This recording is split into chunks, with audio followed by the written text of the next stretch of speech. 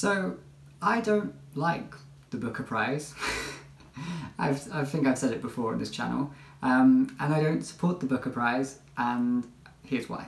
It's a personal belief, and it's all intertwined with the sort of way I want to live and the sort of society that I want to live in, and so how I come to understand the world around me and how the Booker Prize sort of works in conflict with these beliefs that I personally hold. So this is very much a personal opinion, something that I have. It's something that I don't believe everyone else should have or should agree with. It's not something that people need to listen and to adopt into their own lives, because they might have a completely different set of ideals about the society that they want to live in, and that's perfectly fine. All these opinions can survive together and live together and still continue to work. I think if I were to look at it from a professional perspective, it would of course be different. I think in the professional realm of publishing, then perhaps the Booker Prize has more positives as opposed to negatives. Looking at it from my personal perspective also helps to bring out the discussions and the ethical implications that go behind the actions of the publishing industry as we know it. Anyway, I have lots of reasons why I don't like or support the Booker Prize, and I'm specifically talking about the sort of the normal Booker Prize. The International Booker Prize is slightly different. I have slightly different feelings towards that, and I think, you know, that represents a good step in a positive direction, but I still don't think it's perfect. But that could be for a completely different discussion. Today I just want to focus on like the main Booker Prize. I've got a few points here. They're not all of my points. It's just the ones that I think I can talk about the best right now in front of the camera. So let's start with the first point, which is, I guess, like the key thing that the Booker Prize is about. Is if you go onto their website, when you search about them and everything, it's the one thing they're most proud of, and it's their only defining feature as a literary prize, is that they sell themselves and they market themselves as the prize that rewards the best novel, or to rephrase it, they are the prize that rewards the finest literature in the English-speaking world, published in UK and Ireland. That is a very bold statement. They do obviously put in brackets the caveat that it's according to the judge's opinions, but I think that's one of its main flaws, is that it sells itself to be the prize that rewards the best or finest fiction, according to the judge's opinions. Now, my issue with that is that, first of all, there's no such thing as a best fiction or a best novel. They're all different kinds. It's too subjective to even begin to measure. However, if you're going to make an entire prize around it, you do need to somehow measure that. And it's okay to want to measure that, and it's okay to find ways of measuring it. But in order to do that, you need to be very transparent about what are the requirements that makes a good novel. I think that's something that needs to be discussed from the prize's perspective. When they say best, what do they mean?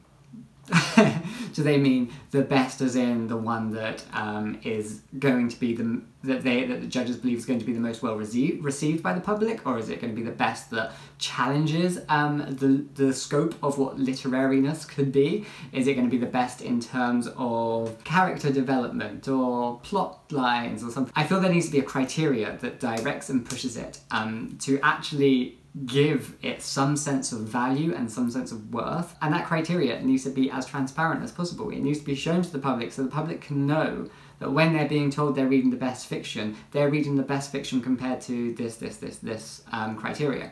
They need to know that the judges are actually going to come at it with an action plan. They're going to be able to talk about it, and they're going to be able to choose one book that fits the criteria as opposed to two books.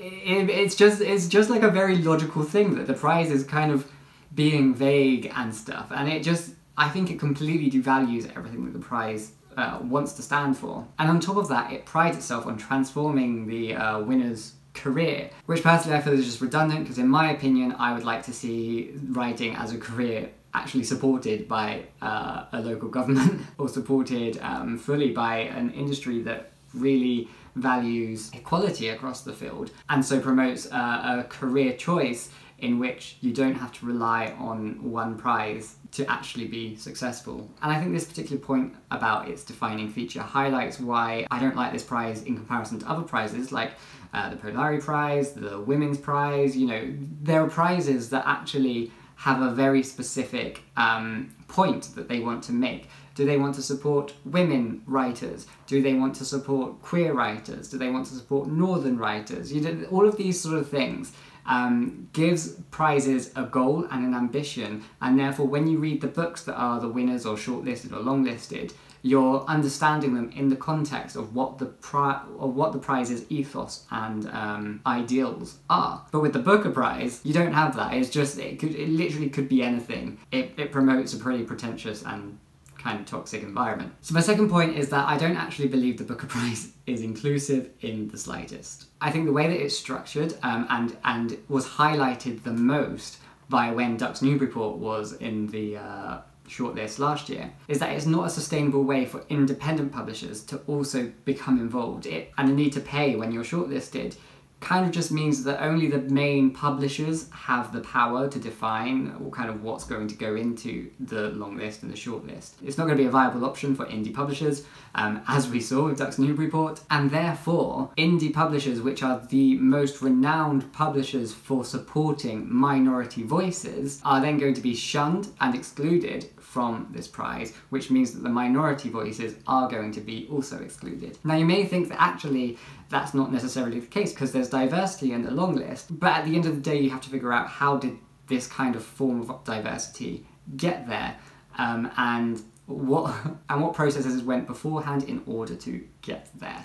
And oftentimes these are not inclusive practices, and so the power isn't actually still equally balanced, and it still becomes problematic. I think these sort of things create too many difficult forces which, because there's no true direction, as I made my first point for the Booker Prize, creates a kind of sticky, morally grey, not very healthy avenue of getting to a long list and then a short list and then a winner. I also have an issue with the finances of the Booker Prize, because to be honest, to me they don't actually make any sense. First of all, I can gladly say that they are in a slightly better position, in my personal opinion, than they were previously, because they're no longer sponsored by the Man Group. People kicked up such a fuss about a woman part of the trustee committee or whatever, making transphobic comments and stuff, and then that kind of reflected negatively on the prize, when the prize was also being sponsored by a hedge fund.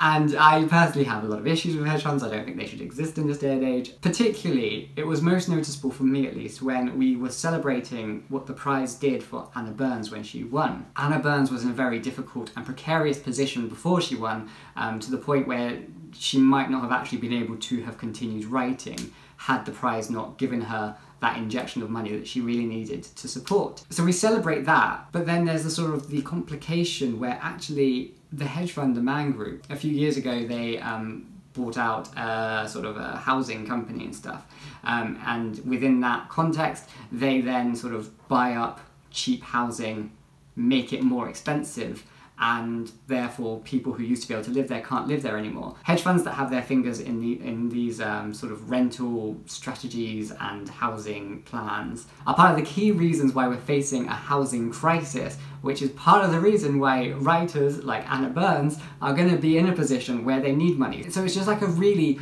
creepy cyclical pattern in which, on the one hand, you want to praise the Booker Prize for having the money from the Man Group to support an individual like Anna Burns, where at the same time the Man Group are going to be doing business in which completely cripples so many more who are in similar positions as Anna Burns and may not, you know, be writing or have the writing talent that Anna Burns had in order to win.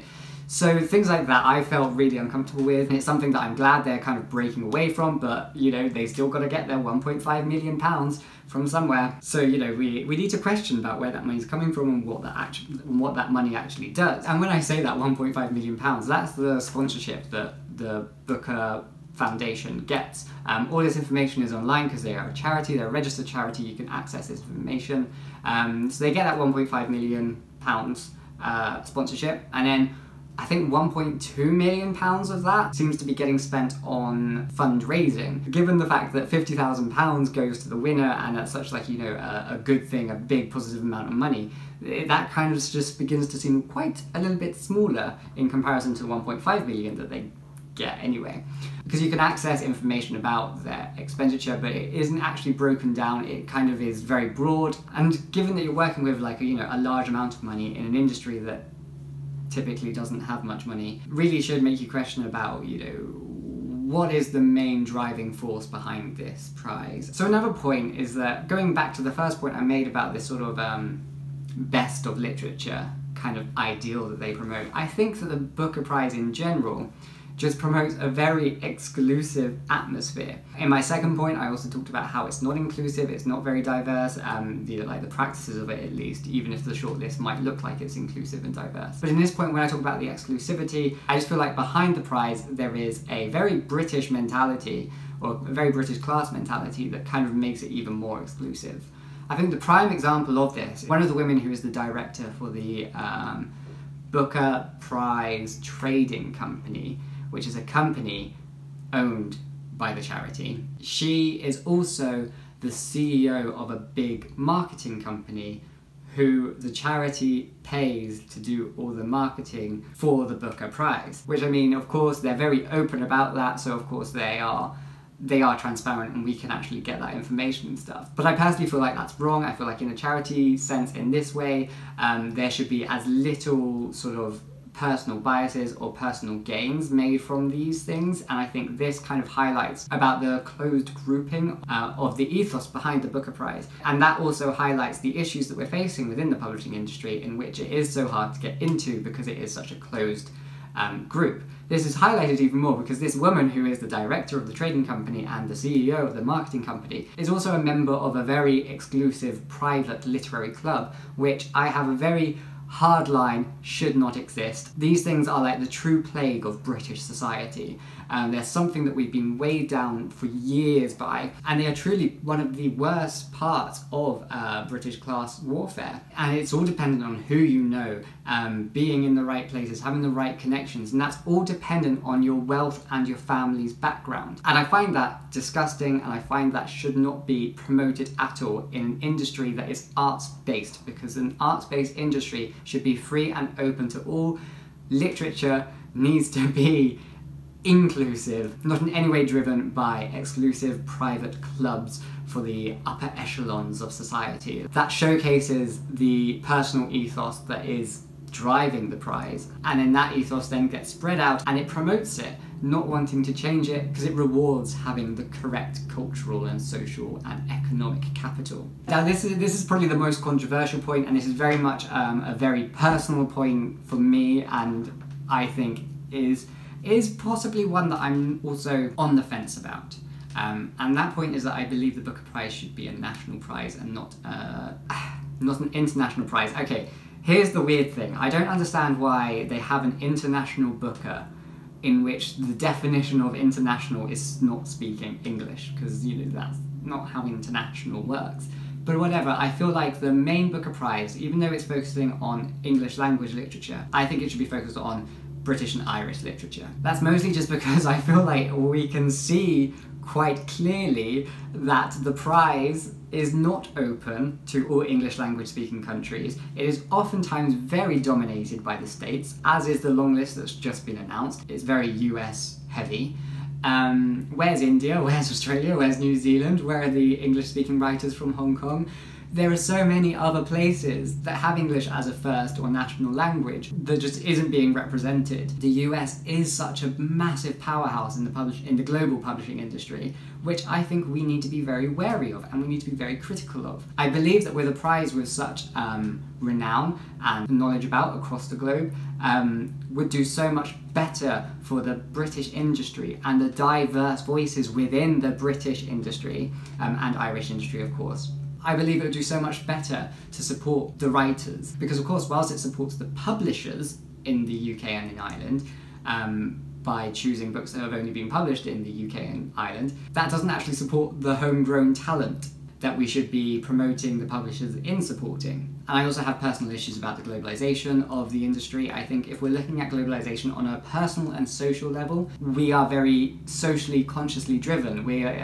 Globalization means to us connectivity with people, learning about different cultures. It has quite a positive force. Where when we're talking about globalization on an industrial and economic level, it loses all that sense of social binds and connectivity. It's all about economic gain. It's driven by greed and driven by money. And I think, you know, when we see long lists and short lists, we are really truly seeing economic inequalities that industrial globalization has.